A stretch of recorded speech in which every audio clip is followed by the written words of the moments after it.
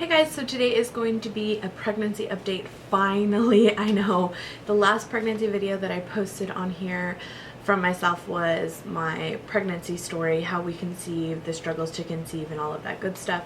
I will have the playlist linked down below. I always do whenever I do pregnancy videos, just in case you're curious about my first pregnancy with Maddie or any previous videos that I've done during this second pregnancy. So again, if you're new to my channel, this is my second pregnancy and my third child. Our oldest child, Emily, is adopted. I have, she's 6.5.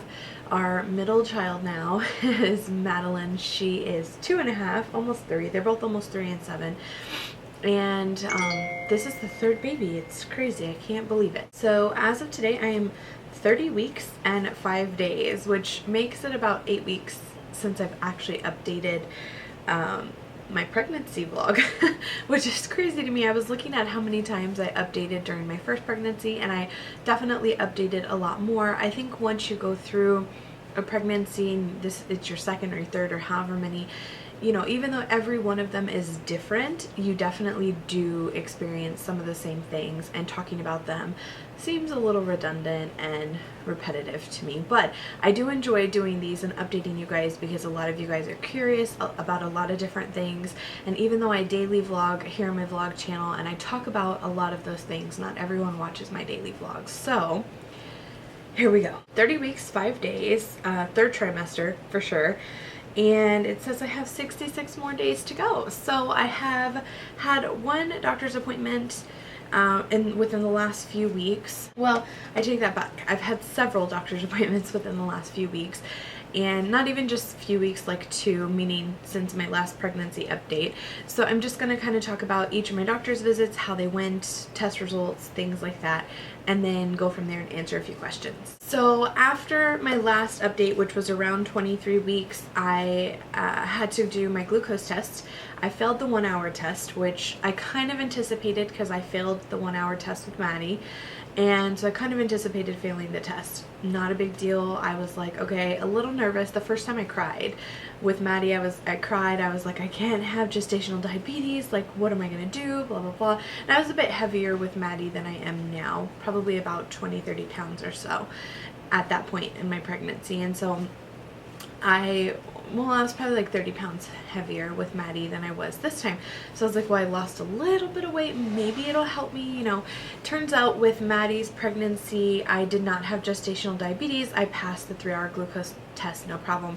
That's exactly how it happened this time around as well. I went back and took the 3-hour glucose test and everything came out fine. I even passed the first, so they stick you 4 times. They stick you fasting, and then each subsequent hour after that, after you drink it. And so I passed all of them, even the fasting, which was great. It was a relief for sure, because especially being a labor and delivery nurse, I see gestational diabetics all the time, wide variations of them, anywhere from just diet and exercise control to, you know, just having to take PL medication, which is just pills, all the way to insulin and beyond. So you know, I just was very thankful and grateful that I did not have gestational diabetes and I did not have to worry about that. So that was a big concern. Another big concern that I had was, again, if you follow my daily vlogs, then you will have known this. I was having severe headaches for like a week straight. They would not go away no matter what I took. I was taking a gram of Tylenol, which is 2 extra strength Tylenols. And you're not supposed to surpass 4 grams a day, and I wasn't even getting close to that, but even I just felt guilty taking more than a gram a day, and it was just getting out of control.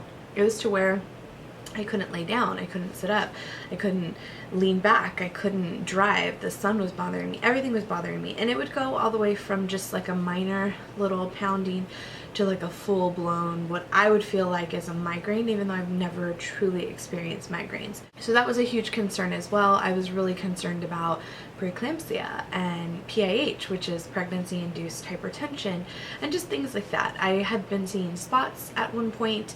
I did not have swelling, and I was worried that the doctor was going to want to do a 24-hour urine to check for proteinuria, and I was, I just, again, my knowledge was just eating me alive. Like, it was so difficult for me to set aside my work and myself. So I was taking my blood pressure at work and everything was fine. The spots started to go away, and after about a week my headache went away. Thank goodness. I was so relieved. And that was the last time I was at the doctor. I just told her, I was like, look, I work with her professionally, so I said, listen, I've been having headaches. I took my blood pressure, you know, I'm not swelling, the spots have gone away, I'm not having any of those symptoms anymore. Do you really need to do a 24-hour urine? She's like, no, you know, just let me know if anything comes to your attention that you feel is warranted, and we'll get it done. So I said okay. She went ahead and prescribed me safe migraine medication during pregnancy. It's called Fiorset. It has a medication I'm not familiar with, and Tylenol. I think it's 325 and 40 milligrams of caffeine, which I guess a combination of all of them kind of boost everything and help with migraines. And I have only had to take 2 of those pills since she prescribed them to me several weeks ago, so it hasn't been a big deal. I've been trying really hard to stay away from caffeine in general. I'm usually a really good water drinker and stuff, but lately I've been craving like sodas and juices, and I've never had cravings like that. Like, soda is not something that I hardly ever drink. Juice too, for that matter. I'm usually very good at drinking water, but lately I've just been feeling like having a Big Red, which is a Texas thing. I don't know what to tell you, but I have, and so I've been trying to combat that, because if I feel one day I need to take a Fiorset and it already has caffeine in it, I don't want to top that with a soda of all things. So anyway, that's kind of what I've been battling the last few weeks. I have gained about 13 pounds total from my starting weight, which I'd have to go and look at my pregnancy vlogs from Maddie's pregnancy, because I know I gained 23 pounds overall, but I don't remember at this point in the pregnancy how much I had gained.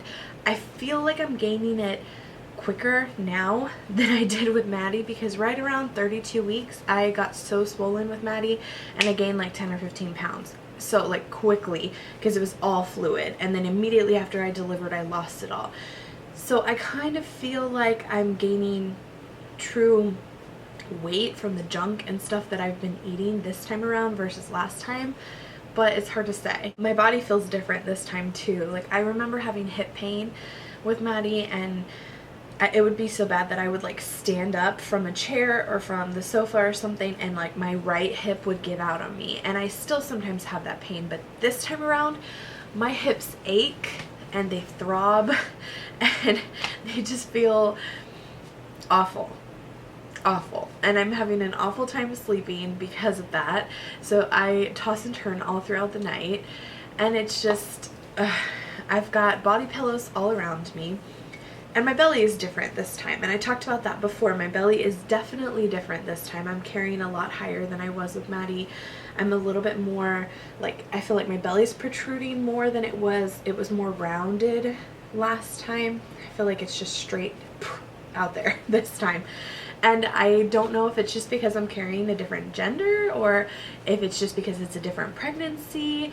Speaking of gender, I still do not know the gender, because I know I'm going to get that question, and I will touch on that after I'm done with this. My weight gain is not something that the doctor is worried about. I mean, she told me before she doesn't want me to gain more than 15 pounds, except last time I gained 23 and it ended up being perfectly fine, and I was heavier last time, so she really hasn't given me too many parameters this time around. I will be a repeat C-section, I've mentioned that before, so I probably will be delivering right at 39 weeks or so, maybe even sooner if she moves my due date. I have a sonogram appointment in 2 weeks that I have a feeling I'm going to be measuring a lot bigger than I am, so I'll be about 32 weeks when I go in for the sonogram appointment, and I have a feeling I'll be measuring 33 or 34 weeks, just because I can feel that this kid is huge. I feel huge. I feel like I look like I'm having twins and that I'm ready to pop any day now, even though I still have 9 weeks to go. It's crazy. So as of right now, my due date is still 9/11. I will update you guys a lot more now that I'm in my 30 weeks. I will try and update every 2 weeks or so right after I have an appointment, because after this sonogram, I'll have my appointments every 2 weeks and then every week. So I'll have a lot more to talk about then. But yeah, she's not really worried about my size or anything like that. I do think, like I said, she may up my due date a little bit from 9/11, even if it's just a few days. She did with Maddie. And then I will be delivering right at 39 weeks electively, because why go any further if you don't have to, if I'm already going to be a repeat C-section. So that's been going on. Like I said, as far as the weight gain, I have not noticed any swelling. I'm still able to wear my rings.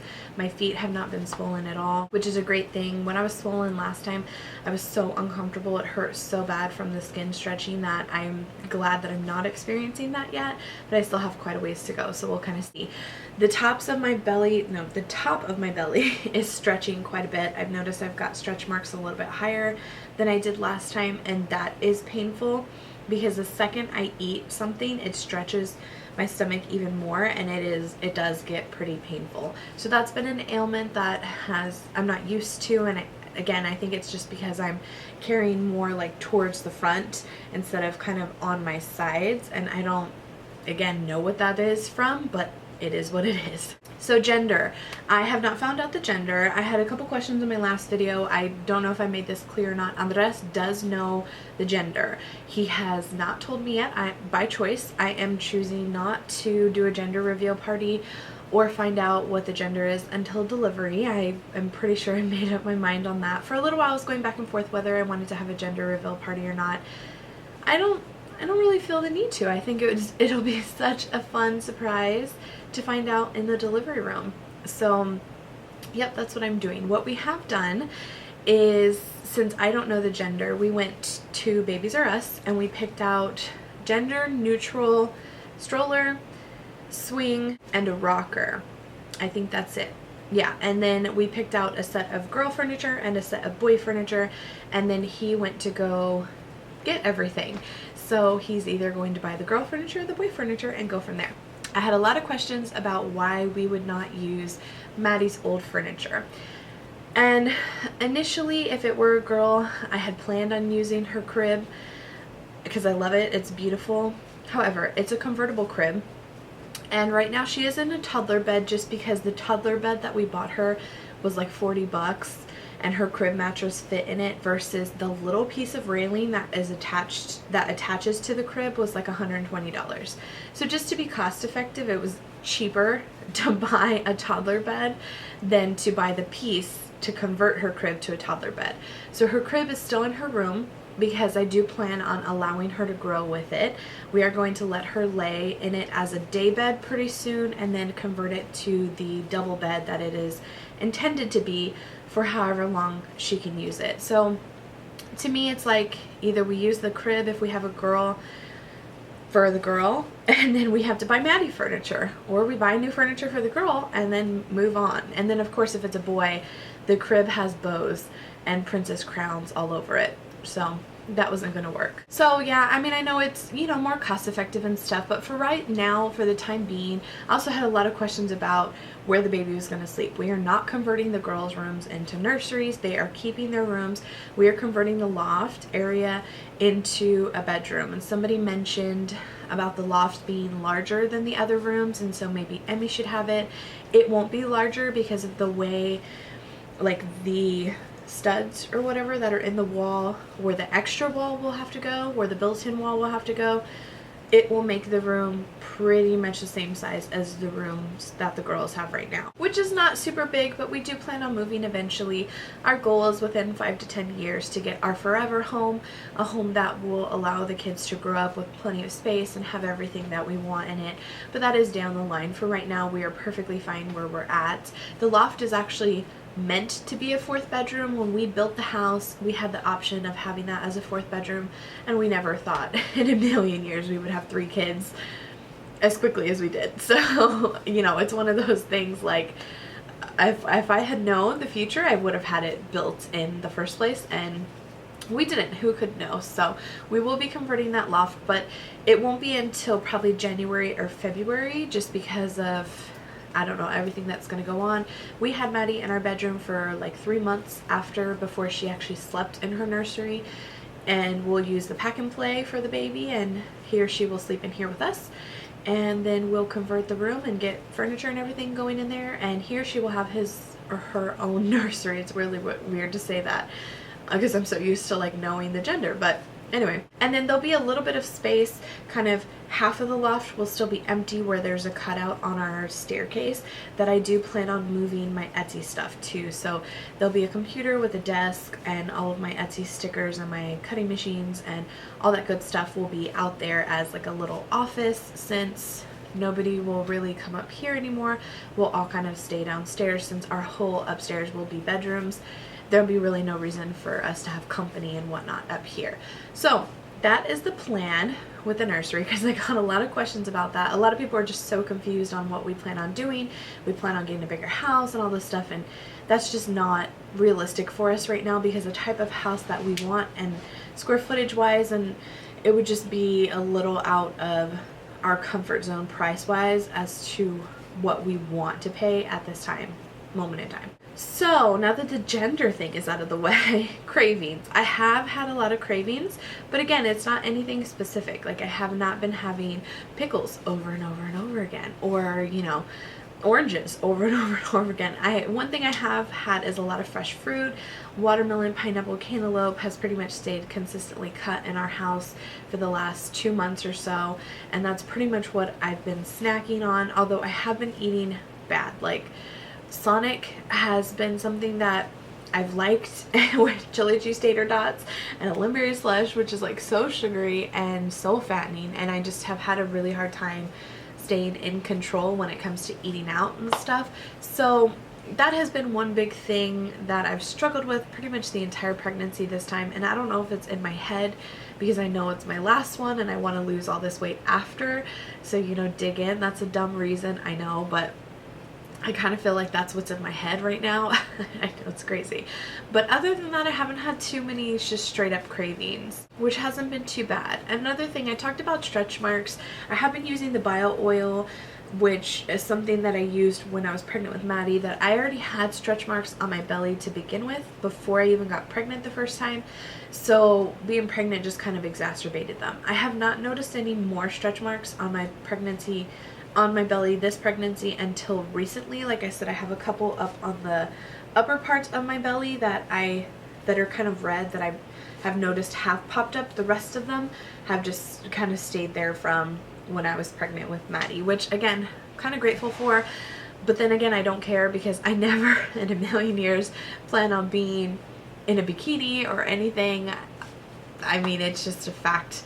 Reality, I have so much loose skin. Even if I were to lose a lot of weight, I would still have a ton of loose skin. So that's not something that I'm ever too concerned about or worried about. But I have been using the bio oil to kind of help with the itchiness and just the stretching ailments that in general have been really uncomfortable. I have been having a ton of movement this time around, which again, I don't necessarily recall a lot of movement from Maddie like this early on. Probably for the last 6 weeks or so, I've been having so much movement that I'll be lying in bed at night and I'm like, oh my gosh, this kid just must have had an ice cream bar because it's going crazy.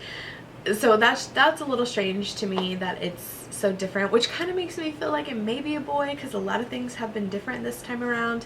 But then in my gut, I just feel like we're meant to be a girl. I'm meant to be a girl mom. So if it's a boy, I really don't know what I'm going to do with myself. I did have a question about like journal keeping or memory keeping, stuff like that. I vlog for this reason, because I don't keep a journal, a pregnancy journal. I vlog so that I can look back on it, and I keep the footage from these pregnancy vlogs so I can look back on it and just think, oh, that's how pregnant I was, or that's how I was feeling at that point in time, and stuff like that. This is my video diary, essentially, because I just have so many other little projects going on in my life that I would not be able to keep up with a journal, and it would disappoint me for not keeping up with it.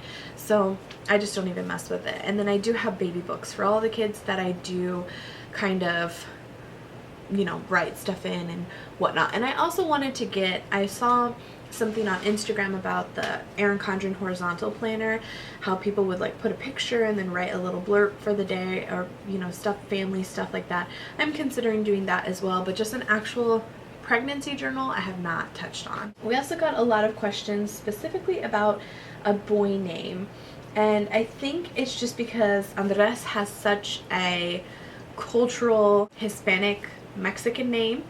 Andres is very, like, my mom says it Andreas, which is a very white version of saying it. If you're going to say it with an accent, it's Andres. And he does not necessarily care if we have a boy. First off, for him to be named any type of junior anything, because he doesn't, that's just not his culture.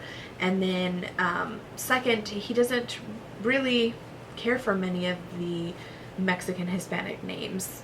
Nothing against them on his part. He just likes more of like common names, not necessarily like Juan or Jose or Fernando, you know, just things like that, that in his culture would be very typical, that he has friends and family members that are named different names like that, and he just, that's just not something that he is interested in. And I even told him before I realized I did not want to find out the gender, I told him if we find out the gender and it's a boy, he could name it, you know, because I got to pick Maddie's name. Although I did have a boy name in mind if I had had a boy with Maddie, but Madeline Grace was just a name that I knew I always wanted, period, hands down. It didn't matter. And so he didn't really have a say in the matter, so I told him he could name the boy if that's what it came down to. But because I don't know what it is, we haven't really decided on any names. We've come up with a list of names that we're kind of interested in, but nothing definite. Let me get to them. So for girls, we've narrowed it down to Leah, Mia, Autumn, and I love Charlotte. He doesn't like Charlotte, so we're still working on that one. But we have not really thought of any middle names. So if you guys have any suggestions, let me know in the comments down below. Keep in mind, Emily's middle name is Renee, and Maddie's middle name is Grace. So neither one of those would work. But yeah, so Leah, Mia, Autumn, and Charlotte. Those are the 4 girl names we've kind of narrowed it down to, and then we've narrowed it down to 3 boys' names, and we have middle names for 2 of them, Luke Ryan, Liam Matthew, and Grayson, and we haven't thought of a middle name for Grayson. So Luke Ryan, Liam Matthew, and Grayson ... And then I had on there Blake Ryan, because that was initially the boy name that I liked when we were pregnant with Maddie. But it's kind of still up in the air. So I think Andres is leaning more towards Liam or Grayson for a boy, and Mia or Autumn for a girl. So we're kind of still like up in the air, like I said. I don't know. It may change completely when the baby comes. Or it may be one of those things like we're tossed up to the very end and we'll decide when the baby's here. Because he knows, I know what's working through his little brain. He knows what we're having, so he's trying to picture calling the baby that. Because when I was pregnant with Maddie, we stopped calling her it or she or her or the baby. We would just say Maddie or Madeline, even when she was in my belly. So it, you know, it kind of stuck on her before she was even born, so she just eased right into it. Some people have to ease into their names. It's kind of like when you name an animal. You know, after a few years, you can't imagine that animal being any other name. But when you first name it, you're like, oh, I don't know. So it's kind of the same thing with kids. And I just, you know, it's one of those things like I don't know. I'm leaning more towards Liam Matthew. I love that name for a boy. Luke Ryan was probably my first choice, but now I kind of like Liam. And then for a girl, I love Charlotte, but because he doesn't like Charlotte, it's really weighing on me. I didn't care if he liked Madeline Grace. That was my name from the get-go. But because he doesn't like Charlotte, I'm kind of like, eh. So I really like Autumn. I don't know. So anyway, let me know in the comments down below if you guys have any middle name suggestions. I'd love to hear them because we have looked all over online and nothing has helped. I want to touch on a few more things before we go. I have had awful heartburn. Awful heartburn. Pretty much all day, every day. and at night it's the worst. Someone said they heard that laying on your left side works better. It does not for me. And what's weird is laying on your left side is supposed to give more perfusion to your heart and therefore be able to deliver more oxygen to the baby and everything. When I'm on my left side, I feel like I can't breathe. So there's that. So I've tried laying on my right side most of the night, and then my hip hurts and everything else hurts, and I feel like my right arm is getting more muscle than my left arm because it's constantly like being flexed, and so it's just been a problem overall. The heartburn, what I've done to kind of help battle it, is just take Tums. I take the extra strength berry flavor, 2 of them as often as I need them. Usually I take them about once a day, and it kind of blocks it like instantly. I hate the taste and the smell of Tums. It grosses me out, but it's so much better than the severe heartburn that I've been having. Also, we have not bought anything else for baby except diapers. We have right now 4 boxes of newborn diapers, like the jumbo boxes. That's it. That's it. Other than those major things that we picked out at Babies R Us, which that's his responsibility to get them and everything, we have not bought one single clothing item. Nothing. Because, you know, to be honest, I don't really want gender neutral stuff. I don't want yellow and green and beige and white, because if it's a girl, I have everything I need for a girl, and if it's a boy, I'd rather have like blue and green, not yellow and maybe beige. So as far as a baby shower goes, more than likely we will have a baby shower about a month after the baby's born, or like a sip and see type of thing, and get what we need from then. We'll buy our essentials and necessities in the very beginning, and then allow our friends and family to get the bigger things that we need towards baby shower time. I don't know. That's what I'm thinking right now. Then again, in a month we may have a baby shower and just have gender neutral stuff, and then have a meet the baby after the baby's born and get more gender appropriate things. I don't know. Enough rambling, let me show you my belly. Okay, so do we see what we mean about the protruding? Look at this. Like, what is this? Like, I really would not be surprised if I went for my ultrasound and they were like, you're having twins, because like, all of this is super hard and just uterus and baby, all of it.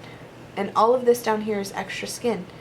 Whereas, like, the reason I have so much extra skin down here and just flab in general is because when I was carrying Maddie, it was all down here. All of it was down here. And now look at how high up and how just like pointy this kid is. It is crazy to me that I am almost 31 weeks and I look like this. Like, some people don't even come in at 40 weeks looking like this. So anyway, yep, there's the baby bump.